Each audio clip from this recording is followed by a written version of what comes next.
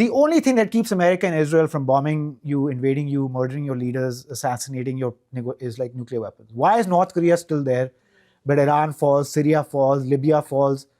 By the way, Libya, they told the Libya issue, they said, give up your nuclear weapons and we'll leave you alone. Right? And then we saw Gaddafi was being dragged through a ditch. We saw how he died. He died worse than a dog. Right? So the lesson I have learned as an IR scholar is the only language these people understand is deterrence. And the only way you can deter in this world is through nuclear. Ahsan I but, because when I was printing, there are other Ahsan buts. But I was the one that I wanted to, middle initial is I. And so when I printed, they're very accomplished. I am not sure what is going on with the young people, but I'm very proud of them that they are doing really well in this country. And he's a political scientist, associate professor, not assistant, associate professor at Shar. It's a Shar or okay, Shar. I wanted to pronounce it Sachar, but Shar School of Policy and Government at George Mason University. I just want to say I'm very proud of both of these people, and I'm going to now give this is a mic to. Okay, thank you. Thank you, Dr. Ghazala, and welcome everyone. Really a pleasure and privilege to speak to Professor Ahsan Butt, whom I've known for many, many years in different capacities.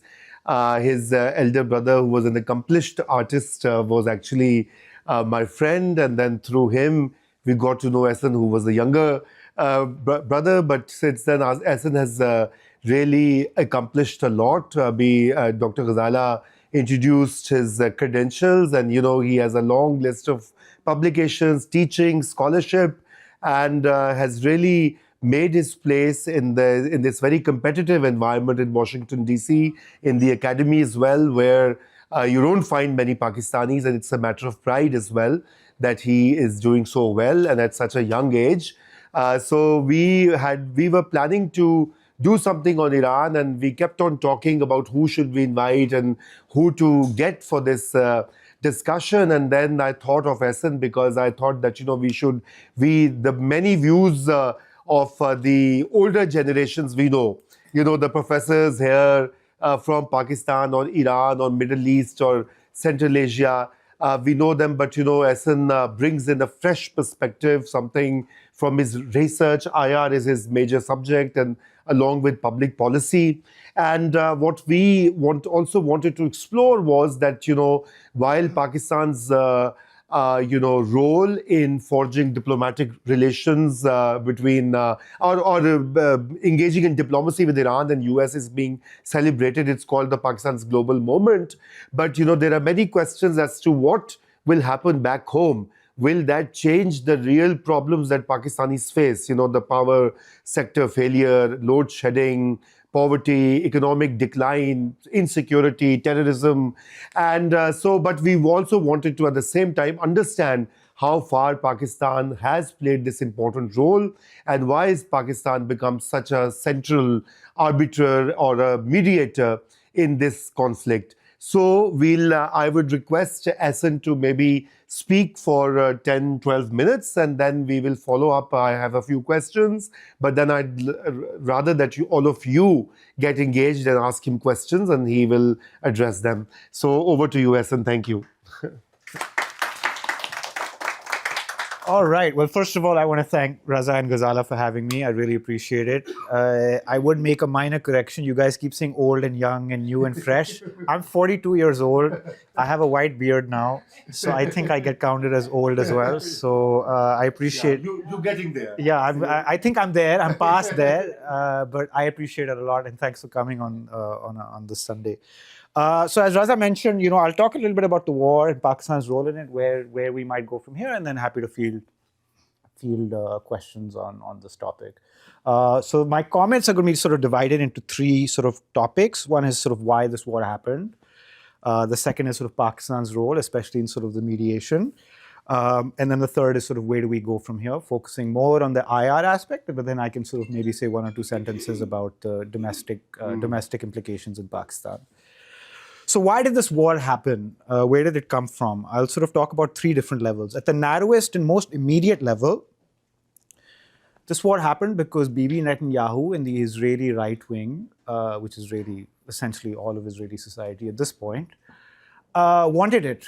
And they've tried to convince Americans to go along with it for a very long time, multiple presidents across parties, but only Donald Trump was either silly enough or not quite aware enough to actually fall for what the story that Netanyahu was selling. So I think that's important to sort of state at the outset that this was an Israeli-driven operation that Americans signed on to. And in a way, this is sort of the last moment you can argue that Israel could have pulled this type of stunt in American domestic politics, given its very quickly declining standing on the Hill, as well as on the public, especially when it comes to the Democratic Party. So something like 70-80% of the Democratic voters are now sort of have a less favorable view of Israel, have a more favorable view of the Palestinians, which is a historic sea change from what we've seen in this country. So if you're Bibi Netanyahu and you're looking at sort of the declining levels of support in this country for your position, your incentives might be, okay, we better go now, we better strike now, rather than wait for things to get even worse. So I think that's sort of what's going on. That said, a lot of people, I'm not the first person to say Israel drove this operation. I think it is important to underline that saying Israel is one of the main actors responsible does not absolve American decision makers and American policy makers for their failures. They are not children. They're not a robot that you can pull this and then this happens. They have to want it. And there's an entire ecosystem, especially in this city, that is geared towards sponsoring Israeli behavior and being aggressive against Iran. And this is a multi-generational thing. So from think tanks, such as the FDD, the so-called Foundation of Defense of Democracies, to journalistic outlets, especially such as the Wall Street Journal editorial page. There is an entire ecosystem in this country and in this city that is geared towards being aggressive against Iran on behalf of Israel. So it's important to understand, and by the way, a lot of Republicans, including the sort of foreign policy elite, such as Lindsey Graham, are firmly behind that. So we can identify Israel as the primary cause, but then also not absolve American decision makers because they're not children, they're all adults, and you get to make your own decisions in this country, which they have. So that's the first thing I would say. The second thing I would say about sort of why this war happened is, I think, stepping back from the immediate level is sort of the regional hegemony angle. And I think if you want to essentially every country in that region has been neutered, except for Iran. And Iran has had, decades of sanctions. So it is much weaker than it would otherwise be, but it's still sort of standing in a way that Egypt, is a shadow of what it could be, and other major powers are a shadow of what they could be. Iran is one of the few, it has a country of 90 million, it's highly educated, they have an industrial base, they have a science and technology base, and they're one of the very few countries that can actually stand up to Israel, if not completely, given Israel has a nuclear monopoly.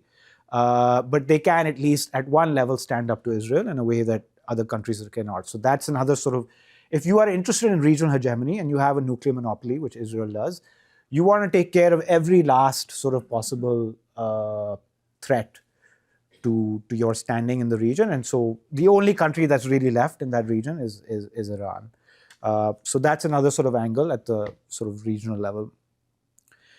And then sort of at the last sort of, really zooming out, like the core sort of conundrum here, as I'm sure most of you are aware, is the Israeli-Palestinian sort of conflict over Palestinian statehood. And again, going back to sort of which is the last country standing, there's only one country, one really big country in the Middle East that actually has made Palestinian statehood a real part of their foreign policy and your security policy, and that's Iran. Like I said, Egypt is paid by America not to raise a fuss about it. Jordan is paid by America not to raise a fuss about it. Saudi Arabia is, whatever, basically. And there's no other country that's actually fighting for Palestinians. So from the Israeli perspective, if Palestinian statehood is your death knell, or at least you've convinced yourselves that Palestinian statehood is your death knell, then by definition, any country that tries to institute Palestinian statehood, however it does so, is a threat and a problem to be taken care of. And so that's Iran. So as long as, and I'll get to this at the end of my comments about where does this go from here. you can have sort of temporary ceasefires and you can have sort of, everyone step back for a month or 2 or a year or whatever. But the fundamental structural problem here, which is that you have a country that wants Palestine to be free and that you have a country that doesn't want Palestine to be free, until the cows come home, we can keep doing this. So either Iran has to say, we don't care about the Palestinians, or there has to be a Palestine state, or, so like there's no other way this gets solved. Right? So that's sort of how we got here, in my estimation. Okay, let me move on to Pakistan's role. Pakistan had a lot of reasons to step in here. We can talk about the strategic reasons, both domestically and internationally. Domestically, Pakistan is one of the very few countries in the Muslim world that has a relatively high proportion of sectarian sort of minorities. So most Muslim countries are either overwhelmingly Sunni or overwhelmingly Shia. Pakistan is one of the very few that has a minority population, sectarian of roughly 20-25%, which is the Shia in this case. Which means that sectarian conflict is an ever-present sort of in the Pakistani strategic mindset, an ever-present threat, right? The idea that you have a full-blown you can have ethnic conflict, and our Uber driver dropping us here was from Bangladesh, and so I'm sure you all familiar with Balochistan, and so there's a lot of ethnic conflicts, and there's a lot of sort of other types of the Wahhabi but Sunni Shia conflict is something that really scares Pakistani strategic decision makers to their bone. And so anything that can sort of, if you recall about 10 years ago when the Syrian civil war was going full blast, Pakistani decision makers were very wary of wading into that conflict in a way that their benefactors in Saudi Arabia wanted them to. So anything that sort of trips that tripwire is something they're very cognizant of. So I think that was one reason, it's domestic. Obviously, the international implications, Pakistan just last year signed a defense deal with Saudi Arabia. At the same time, it considers good relations with Iran and its national strategic interests. So there's reasons you don't want to lean too far one way or the other in this sort of larger Muslim world or Gulf conflict, as you might call it. There's also moral and ethical considerations in addition to strategic considerations. It's a good thing to be a mediator. It's a good thing to try and bring peace to the world. It's not a role that, frankly, we have been very good at or very used to in the past, but, first time for everything, I guess. And we have a relatively unique positionality where we have some credibility with the Iranians. And we have some credibility with the Americans by hook or by crook. I mean, a lot of that is, you're in DC, like a lot of that comes from lobbyists. And, we hired a new lobbyist a couple of years ago and they seem to be doing their job. And I believe people in the larger Pakistani setup have been very clever about how they've sort of shored up the sort of Trump wing in terms of like deals with crypto and things like that, like Witkoff's son is in crypto, and I think so we've been clever about that, like getting into Trump's ear. And then obviously the aftermath of the May 25 conflict with India, where Pakistan had a very sort of pro-Trump, thank you for playing your role type of argument, whereas the Indians have been very sort of insistent that Trump did not play a role. So that also brought us a little bit of political capital in DC. So all that is to say is that we have a little bit of credibility with both sides, which is actually relatively unique. You do have other countries, such as Oman, for example, that have a little bit of credibility with both sides, but it's not that big a list, frankly. You're either a party to the conflict or you're very much on one side of the conflict, as most of the Gulf states are, like UAE, for example, or Saudi Arabia. So the last thing I'll say about the Pakistani role here, and this is my personal, this is not a scholarly analytical view, this is my personal view as a citizen. I still have a Pakistani passport, by the way. This was, as I know somebody I think we both know this person. I won't take his name, but he is basically a close advisor of the people in charge right now. And I sent him a text message a couple of weeks ago, and I said, hey man, congrats to you all. This is the first time in my entire life, and this is literally true, this is the first time in my life that I'm proud of Pakistan. Like literally, I have never been proud of my country before. for one thing, I study nationalism, and so just the idea of pride in your country is like a weird phenomenon. So but like in terms of what do you actually do in the world, like we've had other geopolitical accomplishments such as getting nuclear weapons, but nuclear weapons sort of benefited us, not anybody else. This is the first time in my life, I'm 42 now, that Pakistan has actually done something good, in my opinion, for the world. And so I felt proud about that. And I texted him, and he's like, yeah, thank you. Blah, blah. So that's my sort of take on like, wow, I didn't know we were actually capable of doing something good for the world. I thought between terrorism and nuclear war, insurgency, and this and that, like, we're always a problem child, which I'm sure if you live in the DC area, you know that we're considered a problem child, right? Like a problem to be contained. And this is the first time we're actually we're bringing something positive to the world. So long may it continue. All right. Let me close by talking about where does this go from here. The incentives on both sides, well, there's three sides to the conflict, which is the problem. But on the American side and the Iranian side, the incentives are for everybody to end this, right? If you just talk about DC and the American side, there's military strategic cost to this, right? The US may have the world's largest military budget, but it's not cheap to fight a war this far away. And, in terms of munitions and things like that, like the US is supplying Ukraine, it's been supplying Israel for 3 years, and now it's fighting its own war. At some point, even a superpower, even a global hegemonic superpower, runs out of gas, and like we're seeing that. So there's military strategic costs. There's most importantly domestic political costs, most notably in the form of gas prices. Even in relatively low cost of living areas in this country, gas is now $6 a gallon. We're not that far from $8, $10 a gallon. And we know that the American public, God knows what else happens, but they are extremely price sensitive to the price of gas. So, day by day, week by week, if you look at Trump's approval rating, it's sort of mirroring this gas price phenomenon. So you have military strategic incentives to end it. You have domestic political incentives to end it. The Iranian regime also does not want to fight a war forever, while they are capable of standing up to American Israel, at least at some level. It is an economy that has been hollowed out from within between sanctions and targeted sort of actions from both the Americans and the Europeans. So they would love to end the war and sign some sort of overarching deal that looks at the lifting of sanctions, that brings Iran back into sort of the international community, so to speak, and lets Iran be a normal country. Like just they're an educated, advanced, scientifically advanced country. Like let them trade with their neighbors, let them sell their oil on the open market. Like they would like that to happen. For that to happen, the war has to end. So there's incentives on all sides for the war to end. However, the gap between what should be done and what will be done can be quite wide at certain times. And I think that third player in this triangle, which is Israel, certainly Netanyahu's Israel, does not need or want this war to end.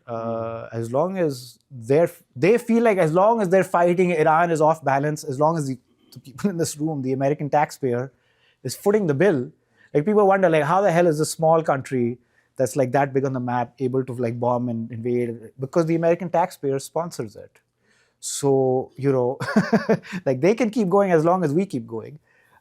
So for them, this is a good place to be. And I think they would rather keep Iran off balance than from the time of the Iranian nuclear deal, the Obama deal, the JCPOA, now 10 years ago, 11 years ago, Israel has been pushing for war, not peace.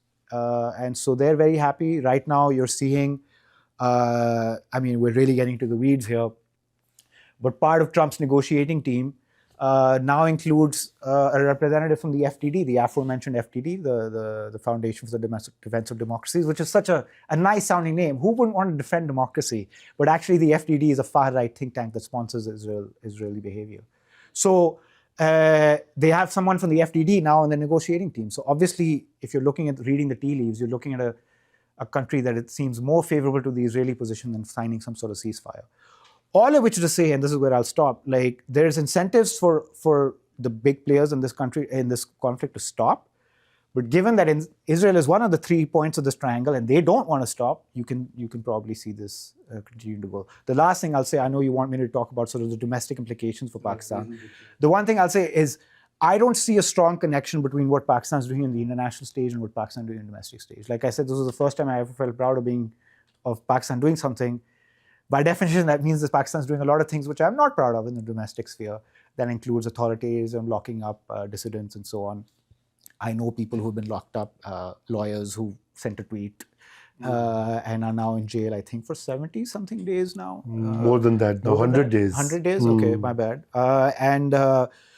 So you can do a lot of good things at this level and do a lot of bad things at that level. And the connection between doing good here and doing bad here, you should not assume that the countries who do good here will do bad here. You should not assume that the countries who do good here will do bad there. So, so it works both ways. So like the Europeans are a good example. Like the societies have great welfare states. You can, freedom of speech, all this stuff, good healthcare. But they're all, they all do some pretty nasty things on the international stage as well. So all of which to say, I don't foresee any lessening of the authoritarian moment or decreasing of the authoritarian pressures in Pakistan at this moment. And that's where I'll stop. Thank you guys for your attention. No, thank you so much. That was really comprehensive, and you've covered all sides. I think what I wanted to also underscore was the incentives and particularly the pressure that Trump administration is now facing, both in terms of prices and political cost, that perhaps that was the driver in pushing or at least accepting Pakistan's mediation, trying to effect a ceasefire. How strong is this political pressure domestically, you think, to actually change the course of American behavior? I mean, yes, Israel is there and very important, but at the end of the day, the Republicans and Trump also have to save their own position. If they don't have political power, they're out in November or lame ducks.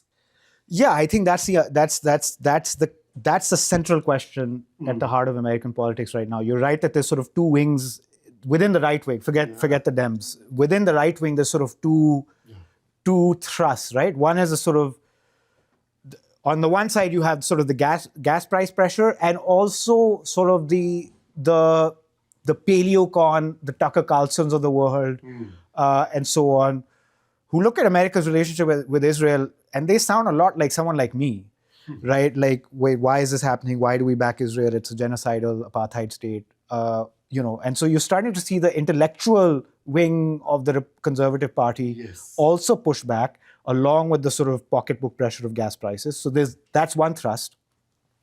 But the other thrust, like I said, is your Lindsey Grahams of the world who don't want to back down, the FDDs of the world that don't want to back down, the Wall Street Journal editorial page.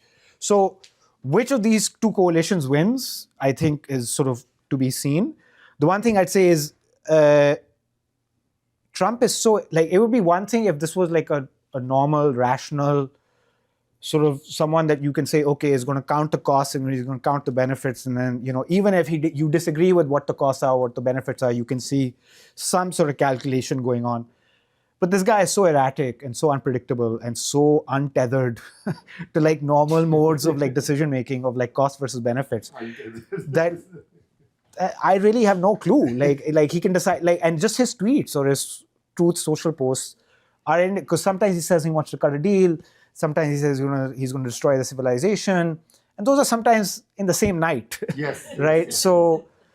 The short answer is I don't know, because he's not a normal person. So he's not a normal person. That he definitely is not. But thank you. I think which basically means that these two warring or coalitions in conflict will perhaps one of them will obviously dominate in the coming months. But on the Iranian side also we have similar, what we read and know is that Iranian political authority is also not unified, because you have the moderates or the civilians, you have the Revolutionary Guards, the IGRC, who are very hardline and who want the war to continue at all costs.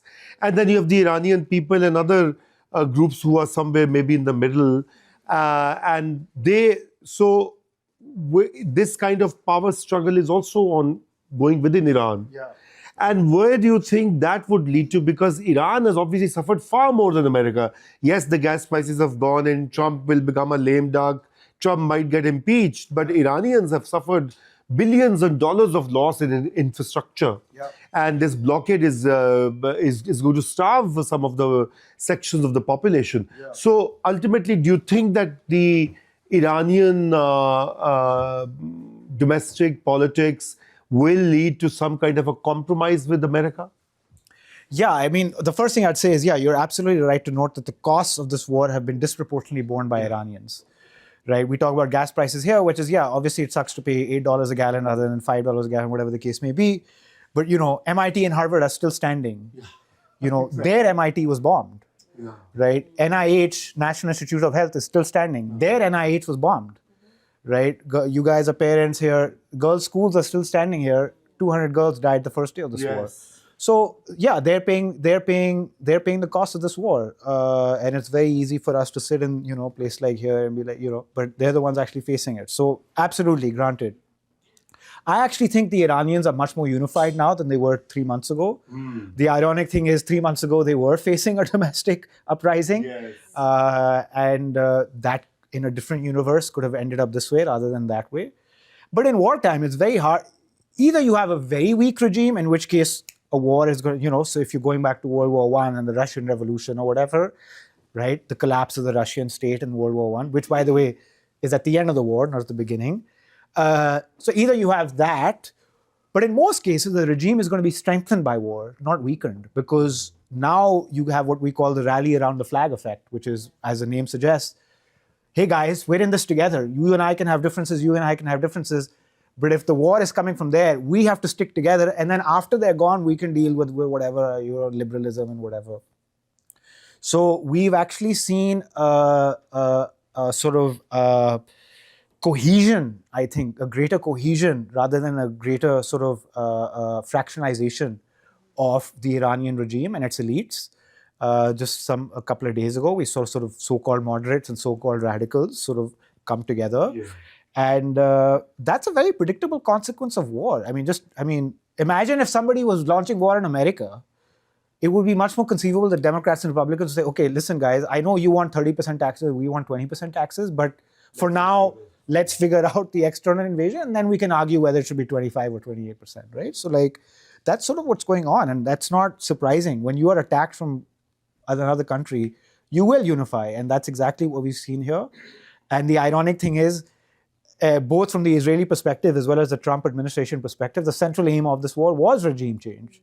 And if anything, they strengthened the regime, not weakened it. And the thing to have done, if they wanted to weaken the regime, was to do nothing and let the domestic population, you know, make the fight for rights and to bring regime change. But, you know, they're obviously not listening to people like me. So that's their call. So I actually think they have been strengthened, not weakened. Right.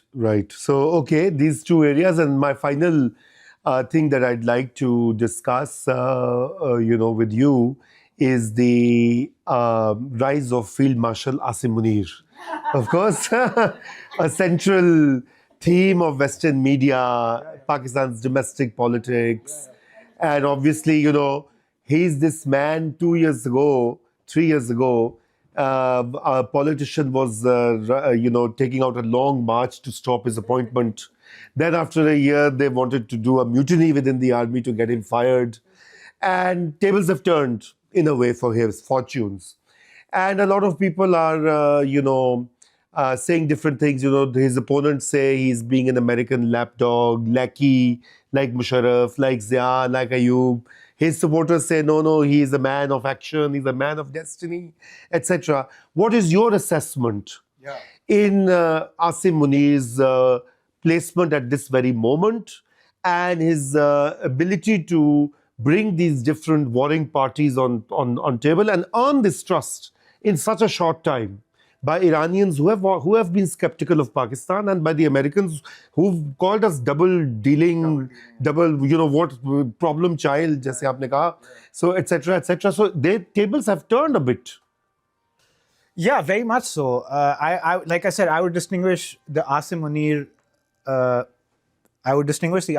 phenomenon at the international level and the domestic level. Yes. at the international level, we have to give credit where credit is due. Like he's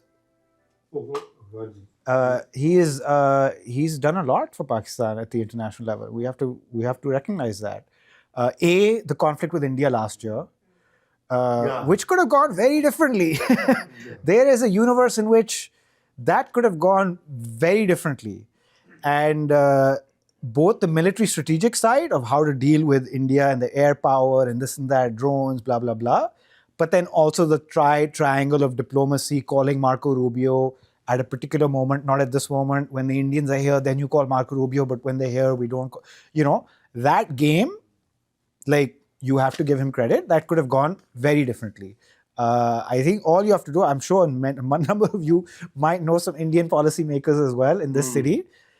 That could have gone very differently, is all I'll say. The fact that Pakistan is still standing, so that could have gone very differently. So that's the first thing I'd say. The deal with Saudi Arabia was a big deal.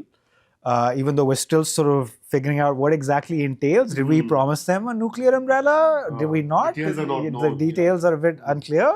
But the very fact that we showed up our diplomatic position, not least in the aftermath of this conflict. Third is the economy. 3 years ago, Pakistan was at the risk of default. Now it's still not great, but we're no longer at the risk of default. Inflation is under control. We're dealing with the IMF in a much more mature way. I think Ishaq Dar has found his, like, rather than having him deal with the IMF, it's like, okay, you do this, not that, So that also you should give him credit for. I mean, it's not on the verge of collapse the way it was. 3 years ago, we were on the verge of collapse, and last year it could have very easily collapsed. So you have to grant all of that, and diplomatically and geopolitically, he has whatever very few. I mean, we are a broke state, unpopular. Not well liked, not popular either amongst the Gulf Arab states, and it's not a great hand to play. But somehow so you have to give him credit for that. Domestically, totally different situation. Authoritarianism is still running amok. Like you said, or we discussed, with people being jailed for just having a certain point of view. Obviously, arguably, the country's most popular political leader is still jailed. His children can't see him. So all of that is to his discredit. And so it's a nuanced position. I think if you're looking just at the international angle, he's done a lot for the country.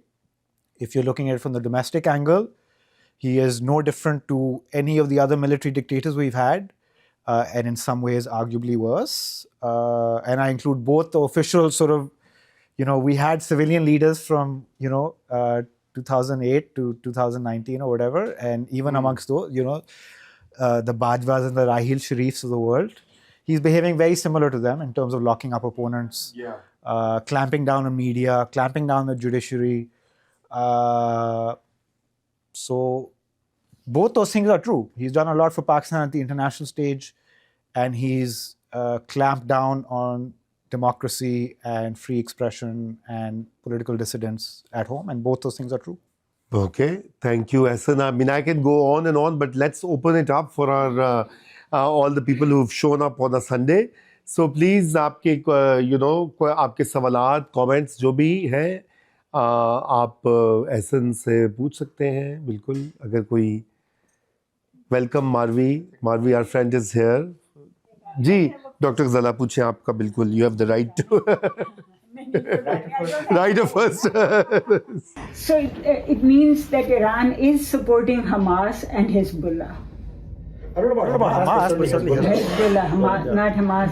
But why couldn't Iran has done just diplomacy, use diplomacy rather than supporting Hezbollah and all those? I mean, diplomacy, आप जितना भी try करे, I mean, you're dealing with a hard state. You're dealing with Israel. आप उनसे कितनी मिन्नतें करे, वो तो, like. But this hasn't worked either. I don't think diplomacy would work either. The Palestinians tried diplomacy, and we saw what happened.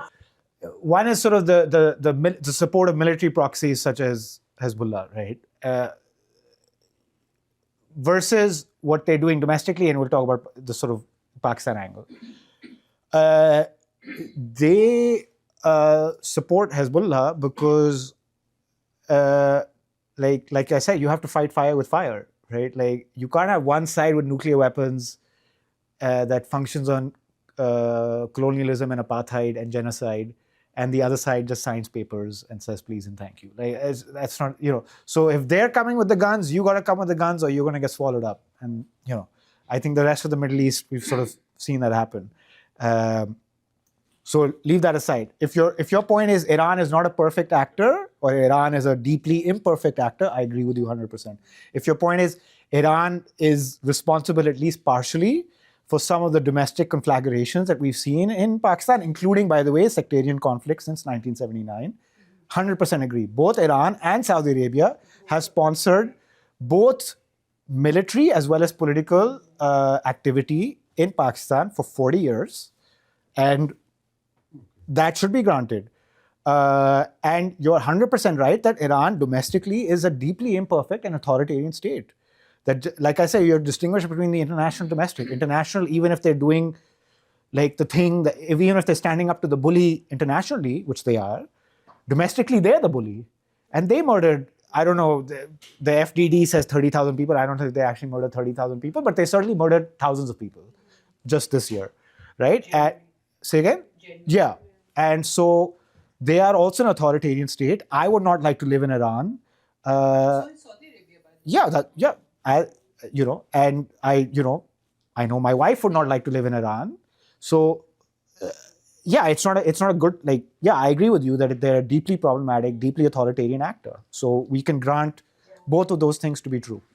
बस वो अच्छा जी आप कुछ कहना चाह रहे हैं? A twist on a broader scale. What I always struggled is that what is the way to deal with a higher power like Israel or America or any, like you're saying fire with fire. I'm saying why can't you strengthen yourself?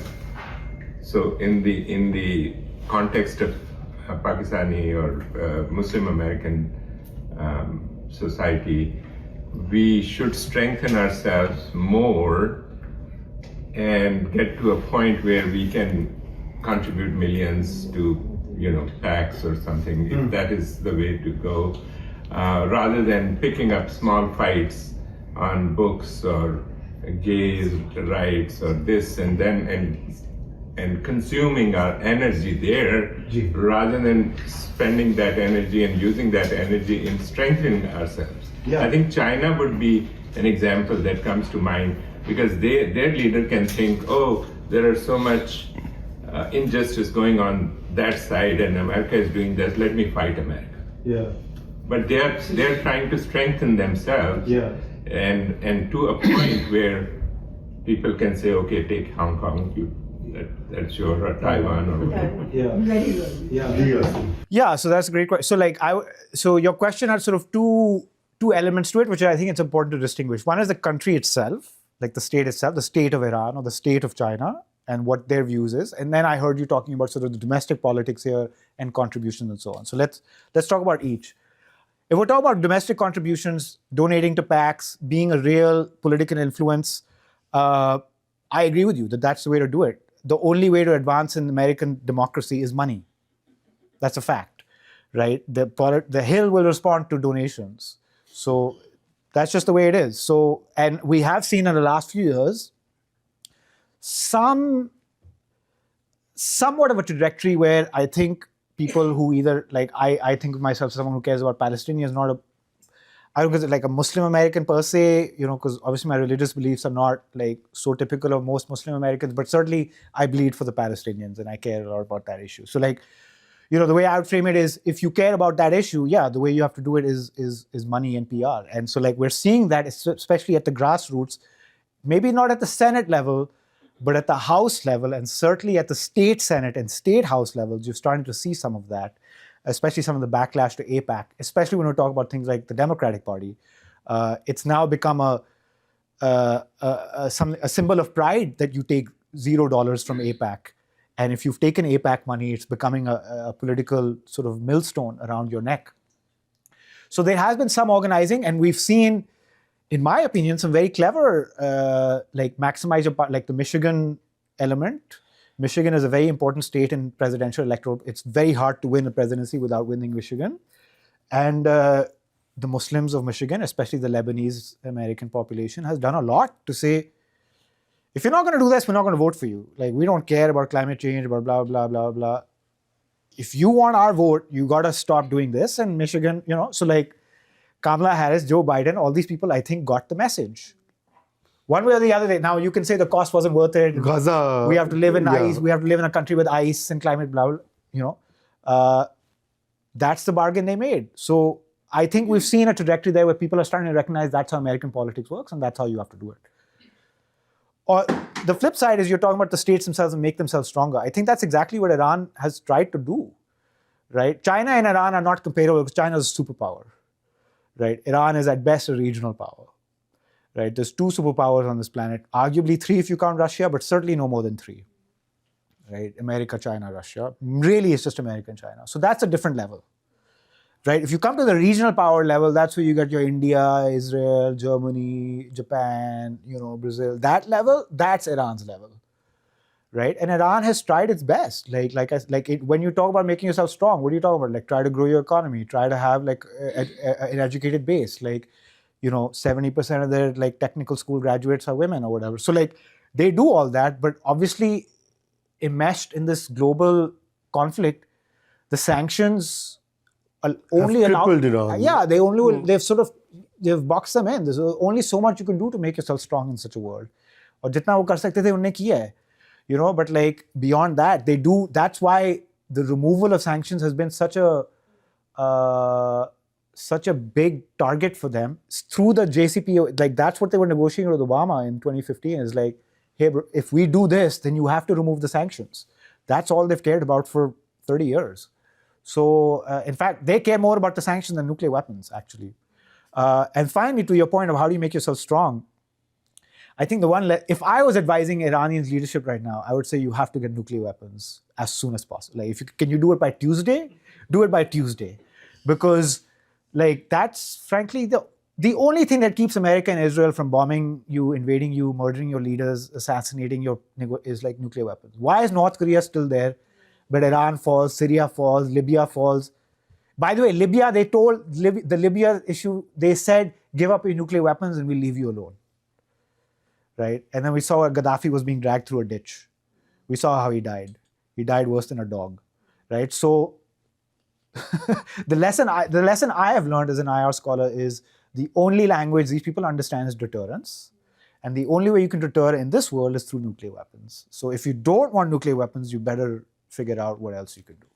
हमने तो सारी उम्र पाकिस्तान के nukes की मुखालफत की थी, लेकिन अब इस उम्र के इस हिस्से में आकर आपसे ये सीख रहे हैं. This is honestly my view. Through my 20s and through my early 30s, I was like, why did we get nuclear weapons? We became unpopular for no reason. It's added nothing to our security. And now at 8:40, I'm like, wow, thank God for it. Thank God for the nukes. Because ये इनकी जरा बात सुन ले. हाँ जी. They didn't spend money on ammunition that they gave to Hezbollah and Houthis, and could they get nuclear power sooner, or not involved in international politics and getting stronger themselves and gotten? No, I don't think it's an either or, because first of all, the amounts of money that a country like Iran gives to a group like Hezbollah is a rounding error. On like, it's for a militant group or a terrorist group, you don't need that much money, right? Because this base is so much smaller. You might have 10,000, you might have 50,000 fighters at the most, right? They have tax collection. They function like groups like Hezbollah function as a proto-state. So they'll have their own taxes, what you might call protection money, but they would call taxes, right? They would have their own health system. They would have their own education system. So they function like a mini state. So the level of money you really need to be pouring in is, for them, a bit. $200 million, which for Iran is nothing, for Hezbollah could finance them for 5 years or 10 years. So that's, that's not a real replacement. The real impediment to nuclearization from Iran has been the international community, specifically the US, and then Israel, obviously. And Europe. So the impediment has never been financial. It's been political and not even technical. They have the scientists. God knows they have the scientists. Now they keep murdering those scientists. But you can murder there will be another scientist to take his place. It's not. If North Korea can develop nuclear weapons, anyone can develop nuclear weapons. You don't need a technological base for that. So. Pakistan, I think one of the reasons, and you alluded to that, but it didn't quite come out clearly. One of the reasons Pakistan wanted to get involved and maybe show America in good faith that they are great guys is because of their own situation. Now, they came into power 3 years ago. We all know how they came into power. And they want to be in a situation where they show to the US they offered the Nobel Peace Prize to him and everything. So they are trying to be good so that the US or others don't say, hey, you guys didn't do this right. You should have more democracy. You should, not jail all the people who talk against you. So can you talk a little more about that if you like? So if I hear your question, are you saying something to the effect of one of the reasons that the Pakistani leadership wants to cozy up to America is to push back pressure on democracy? Plausibly. I mean, the one thing I'd say is this particular. So if we're talking about this administration rather than Washington, this administration doesn't care about democracy at all. If anything, they prefer authoritarian states. Like both amongst their friends and their adversaries. They don't care. Democracy is totally irrelevant to them. In Washington Post and on TV, they even brought some rare minerals like a tray and showed it to Mr. Trump and say, look, we have this and we can give you these. It's to just essentially to shore up their political. Yeah, I agree with that. Yeah, but that would be true of any country on this planet. Is you want, like I said, there's two superpowers on this planet. If you can have good relations with one or both, that's good for you. Like it's a rough world out there. I would say you're basically right? Which is like you want the support of powerful actors to shore up your political position. That's true. That's 100% true. I agree with that. No one cares about how you treat your people domestically. Frankly, I mean, I'm a human rights activist. It pains me to say that, but that's what it is. You're talking about the current administration. I would go back. None of the administrations in this country has ever cared about another country's people. They have made alliances with Saudi Arabia. They have made alliances with the dictators and monarchies of the Middle East. They have made अभी तक Viktor Orban की उन्होंने चलाई है. Viktor Orban क्या था? Venezuela. So you just name anything. But what is their moral stamp of the compass? They always say, "Oh, we are for human rights." वो जी ऐसे ही लिप सर्विस झूठ सीधी गल करो झूठों के सरदार है बिल्कुल मैं आता हूँ जी पहले ये कर लूँ जरा तो आपकी बात देखिए मैं इसमें थोड़ा सा ऐड ये करता हूँ कि ये तो बात तय है कि कभी भी US has always supported dictators in Pakistan. Look at the history. General Ayub Khan for a decade, General Ziaul Haq, General Musharraf, and now Ahsan I is not a dictator in the formal sense, but he's an authoritarian leader. So the pattern is the same. So I have never recalled any moment when the US had supported. There was one time, small time, when under Zardari administration, they brought in the Kerry-Lugar-Berman bill to give civilian assistance to the civilian government and the Pakistan military. We were there, Marvi and I were in Pakistan. They sabotaged that bill like how? So there is no precedent, number one. Number two, in the North American Pakistani community, they have been misled by one political party that, let's raise money and influence Trump and get our favorite leader out of jail. They have been duped and hundreds and thousands, in fact, millions of dollars have been raised under that pretext, leading to nothing. Because all the money was raised to bring in Trump and support Trump and Republican, candidates. And when they came into power, they couldn't give a toss, and they're hiding with Ahsan I.